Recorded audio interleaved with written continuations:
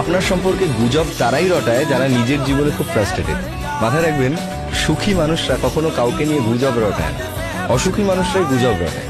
গুজব কারা রটায় বলুন তো? যাদের জীবনে কোনো কাজ নেই, যারা সারা দিন ফ্রি বসে থাকে। বলে না, শূন্য মস্তিষ্ক শয়তানের বাসা। এক্স্যাক্টলি তাই।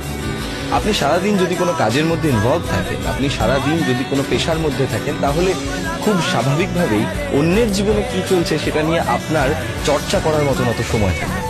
আপনি অন্যকে নিয়ে চর্চা তখনই করতে পারবেন যখন আপনি অনেকটা ফ্রি টাইমে থাকবেন। সেই সময় আপনার ভাবার মতন অনেক কিছু থাকবে।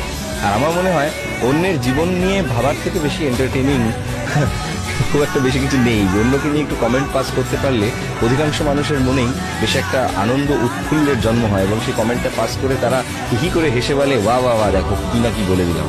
আসলে ব্যাপারটা হচ্ছে এটাই যে যারা ফ্রাস্ট্রেটেড না, তারাই আপনাকে নিয়ে গুজব রটায়।